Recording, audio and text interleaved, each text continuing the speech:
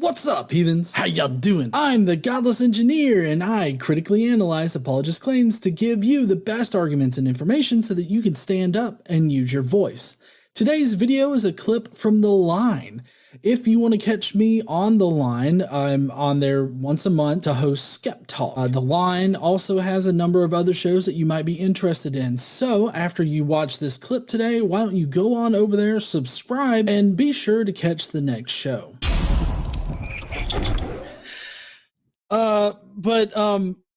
I slightly hesitate to get to this this next call, just because I really don't care to have this kind of conversation. But we'll try it out. We'll see how it goes.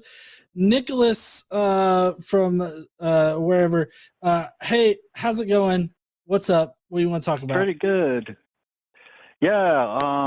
I guess to sort of kick off, I think the reason that you have hair around your rectum is just to keep out like any invasive bacteria or whatever. And typically this isn't a problem, but humans evolved to have such large glutes that it kind of squishes your butt cheeks together. So you need toilet paper.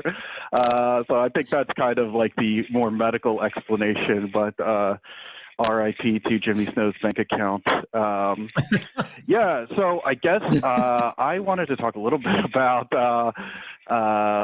slavery in maybe like a slightly different context. I know that it's everybody's favorite conversation to have is the one that I'm about to drop, which is that well, let me preface this by saying you could compare two things without saying they're equal, right? So we could compare a firecracker to an atomic bomb without saying they're equal.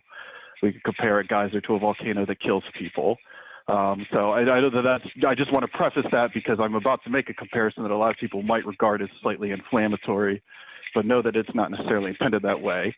But I think that for the same reasons that we should oppose slavery, I think that we should oppose needless abuse of animals. I was just wondering what your opinion was on that.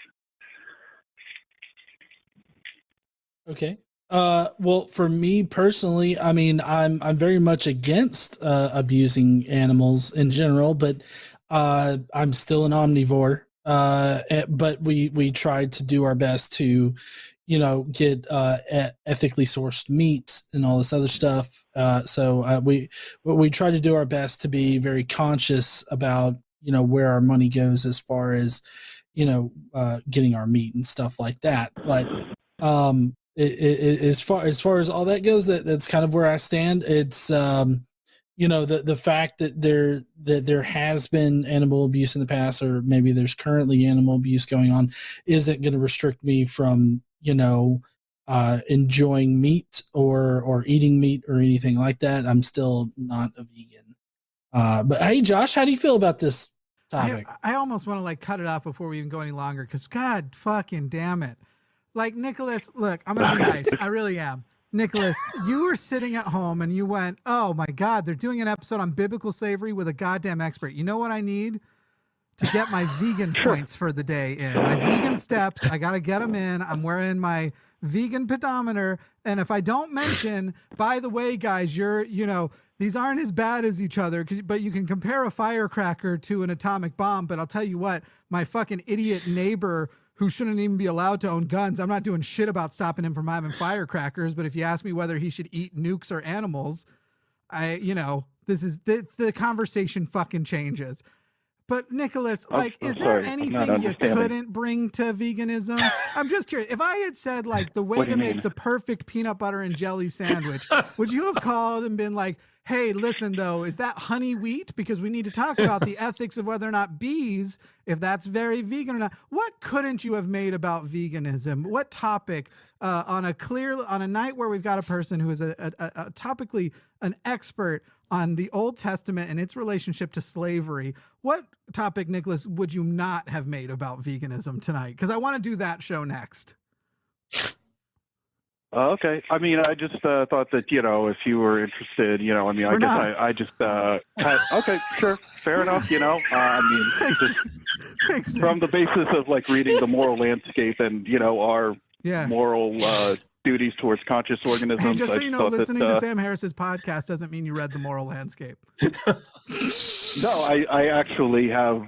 Sure I was literally looking at it earlier today. So I mean, it's just a joke. Podcasts also don't mean you've read Communist Theory. Is all I'm saying. Nicholas. Okay. All right. Yeah. Sorry about I guess the don't intrusion. Abuse animals, everybody. Nicholas is a vegan. If you didn't know. Thanks, bud. Shit. You guys are hilarious.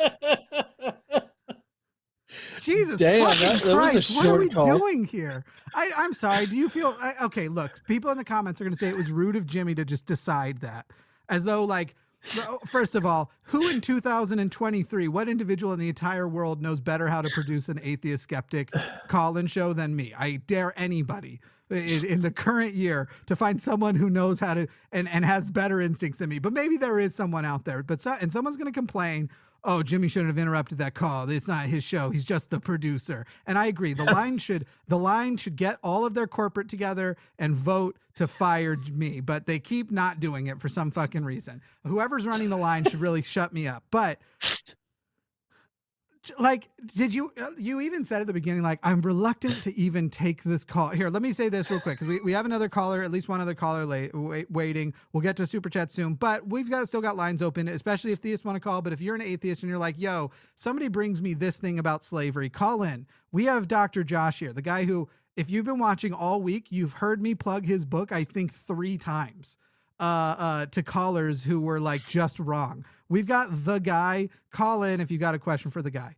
But do you? I hope you don't feel like I was being rude and demanding to take control of this. But geez, did anyone want to do that call?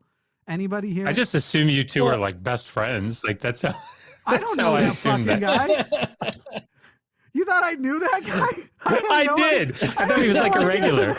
No, I don't know who the That's fuck hilarious. that is. I just know somebody was sitting at home and going, this show about biblical slavery is not very much about me. I'm going to see if they got open lines. Well, I just know, look, the reason why I was reluctant to take the call is I know that those particular topics can really devolve quickly into absurdity. And so if he was the type of person that was going to devolve into that, then it was going to be a quick call, because I mean, I really just don't care about the whole vegan, non-vegan topic. They're losing the people left and right now anyway, the representatives of veganism, because they're like, hey guys, sorry, I took one bite of a hamburger and I wasn't cold anymore. Like their side's not doing great right now. Like, what do we do with this shit? So is this why they're coming over? Because there's also been a resurgence in vegan comments. Y'all, people, I think everybody here at some point, we've had conversations about what our current relationship with animals and eating and all that sort of stuff is. And I think all of us have changed, but none of that matters. The fact that like we actually do think about it and take action accordingly, none of that fucking matters. It's literally just like, hey, so I know it's not the same as biblical slavery, but isn't it though? Isn't it? Because Earl can buy a bottle rocket. He can't buy a nuke. And that's why I feel safe in living next to Earl. God damn it. Anyway, I'm sorry. No, that's fine. I've been given warnings about this next call too. So I don't know what the deal is, but do it. Do whatever you like. Sorry if I was rude. What's up, Heathen? Thank you so much for checking out this clip from The Line. If you enjoyed this clip today, you can get more of it by subscribing to The Line. So hit up those links in the description so you can catch me the next time I host Skept Talk. I don't know, was that 20 seconds? Here's some filler shit for, to fill out the 20 seconds. I don't know. Go fuck yourself, Jimmy.